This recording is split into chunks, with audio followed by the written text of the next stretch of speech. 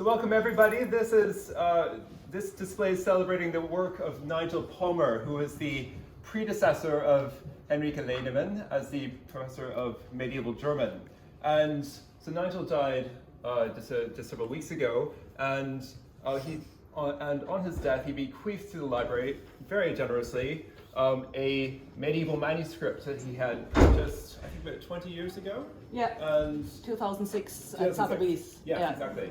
And in fact, this manuscript, unbeknownst to us, had already been digitized. It's been available through the Swiss eCodices website that I'm sure we all love since 2007, I think. So it is, and so he had done all the scholarship on this manuscript. He created his full description of it. It was digitized, but none of us knew about it because it was just. It was labeled as being, what was it? Utopia Armarium Codicum Bibliophilorum Codex Uno. It's a series he started with e-codices to digitize important manuscripts from private collections. And the e-codices obviously knew about the identity of the owner.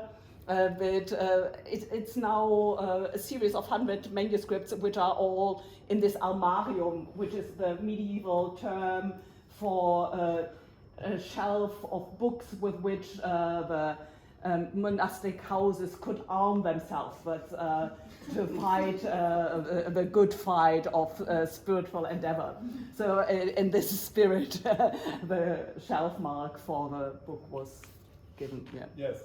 And so these are really special books because so there's this book and then there's another book that was purchased. I think Henrike will say more about that, but this was a purchase in Nigel's honor. These are really special books because they're still in their original bindings, which of course doesn't happen. 95% of medieval manuscripts are in a more modern binding, often from the 18th or 19th century. So these are really special. And we don't often acquire new medieval manuscripts because they're extraordinarily expensive. Chris will often talk about how we paid several £100s for this artist's book and how that's such a great deal, and it is because a really really inexpensive medieval manuscript might be in the 5 or 6 figures, and that's a good deal in medieval land. So this is an incredibly generous gift. Shouldn't stop you trying. Yes. And so we have to be really selective about our acquisitions and really careful. But this is what we've got, and Henrike is going to say a bit more about what's in them. Yeah, I thought this round of people is a good forum to present it because one of the features of Nigel's interest in book was to make them the center of communication and teaching and scholarship, and to pass on what he was doing, teaching history of the book and the materiality of medieval manuscripts. And this links to several of his interests in how also in the medieval period knowledge was handed out. So it's a German translation of Latin prayers written. Most of the prayers originate from the 14th century and are personalized here for lay person in the early 16th century, and you can really see the traces of use in it. Currently, I hope you all have already seen the sensational book exhibition by Kate Rudy, which is there, and I was pleased to see that one thing she highlights is also observable here. The most thumbed pages are which pages?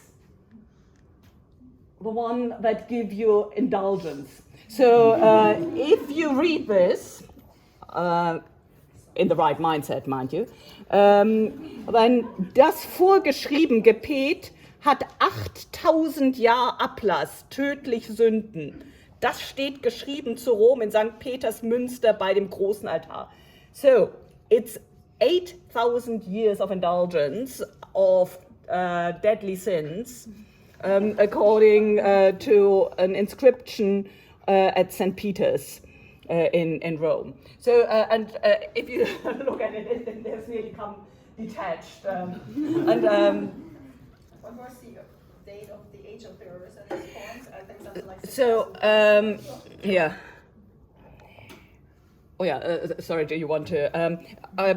Perhaps we can leave it for a moment open here, because you see also some edition of manuscript. But yeah, since Andrew highlighted the original binding, if you want to close it now to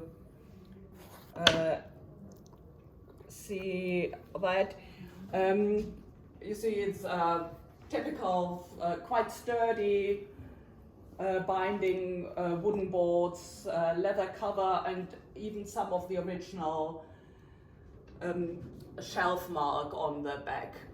And what I haven't yet mentioned is how Nigel acquired it. So he was alerted by Christopher de Hamel, who had still had an eye on the Sotheby's sales, that there was Constance Chronicle coming up, in which he was very interested. So he went there, and the Chronicle went for an enormous amount of to an Azerbaijan young entrepreneur who just wanted to invest in something that was high in value rising, but while being there at the auction and talking to the new purchaser, he saw this manuscript, which was much less spectacular looking, so no illuminations would always drive up the price.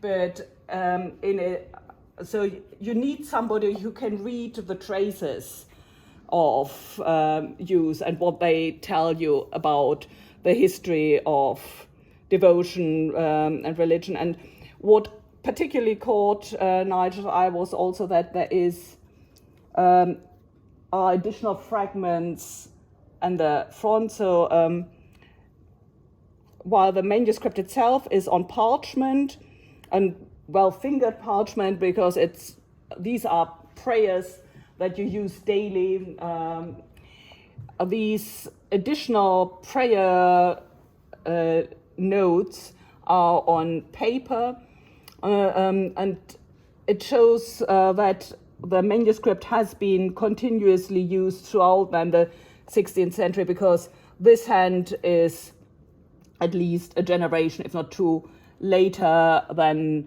the formal Gothic hand who wrote in the around 1500 to 1520 the main body of the text. But it's in the same dialect region, so it's also from Bavaria. So we can imagine this book being commissioned to be written by a professional scribe from a layman, and then being passed on in lay communities, added additional prayers coming in. And so the type of prayers cover most situations you can imagine, also prayers for emergencies, prayers for specific saints. I'm particularly interested in nice doodles in between. I'm particularly interested in a prayer that is ein gut Gebet zu deinem heiligen 12 Potten. So a good prayer to your special apostle. So, and that's something I've been working on and discussed a lot with Nigel Palmer. A popular tradition which nearly went unnoticed, that people would draw their personal apostle. The funniest thing is the formula to invoke the patron saint is nearly expecto patronum. So it's and each this is a point where you can personalize your prayer book, because each apostle has something else. Everybody tries to make out that their apostle is the best one. For example, Thomas is the best apostle because just for the sake of us, he pretended that he didn't believe that Christ is risen so that he could touch Christ. Or Bartholomew is the best because he had the most horrible martyrdom. He is also able to help in the most horrible situations, and something like that for each and every one of it. And this is Andrew. Andrew, of course, is the most special apostle of all, because he was the first to be called, and is the first in the liturgical year to be celebrated end of November. 29th, is it? 30th, yeah. And the prayer book, quite often we have prayer books that are either for Passiontide or Christmas or Easter, but this starts nicely for Trinity Sunday. So that's exactly the week in which we are in now. So Andrew, if you could put it open on that page, I think we'll leave it there. So, and we've put here also the letter that Nigel wrote very diligently to Richard Ovenden I also made a mix-up with first names. It's Richard McCabe, who was at that point the chairman of the Friends of the Bodleian, to indicate that he had left in his will the manuscript. And so when Nigel Palmer turned 70, we knew he didn't want any ostentatious presents, and he didn't want a Festschrift. He really objected to this kind of German cult of the Professor Ordinarius with his stable of docile students. So he wanted, he said he would only agree to celebrate his birthday if it was a proper academic occasion. So we thought we would try to find a manuscript that was within his interest, and then we would build a colloquium around it. We managed to keep it really secret. He was only told that he had to turn up at the colloquium. And we presented the manuscript to him on his birthday evening, and on the next day, the Saturday, the celebration took place, and in the night he had studied the manuscript and was able to tell us more than we had found out. But then we turned all the presentations in a special issue of Oxford German Studies, which is open access, and one of the master students in modern languages did the catalogue entry, Jonas Hermann, and two of his former default students, who are now librarians in Switzerland, wrote something on the special binding, which is a limp binding, a Koppert. Andrew Honey, the conservator here, did an analysis of the composition of it, and you see the clasp here, which is a clasp from a medieval dress. So it's a really homemade binding, backed up. Oh, and can you open it?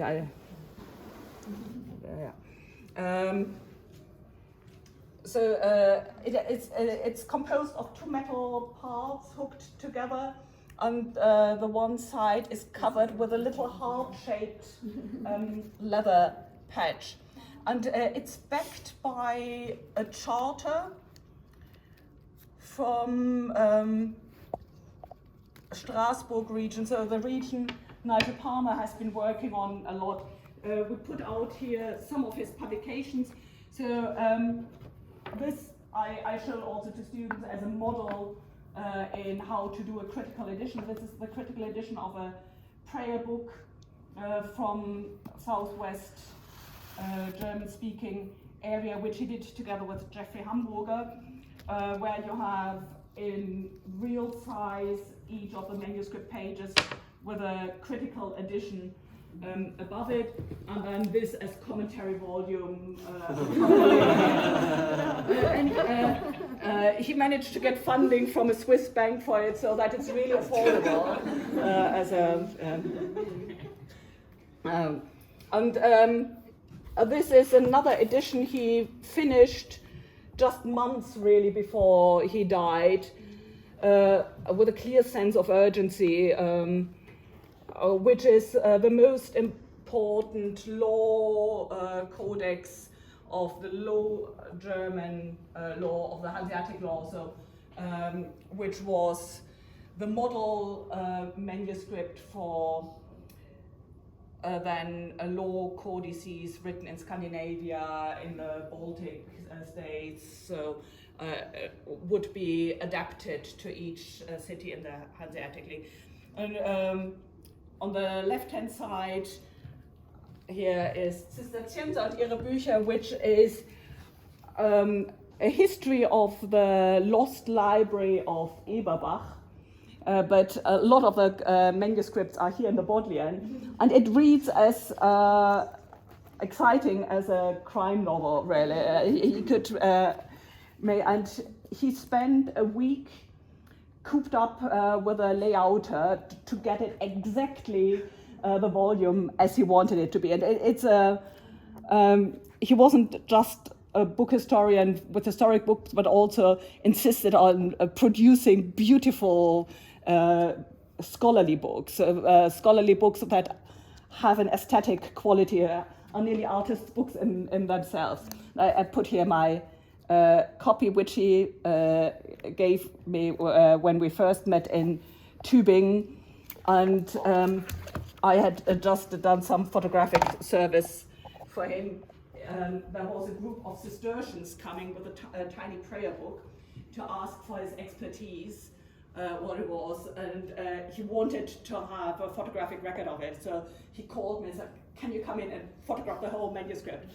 It was one of the hardest tasks in my life, because it was a day as hot as that, in a tiny room with Nigel, and with 3 Cistercians in full habit. It was, the stench was incredible. But yeah, I survived it. I have the record of the prayer book, yeah. But it was also part of the materiality of.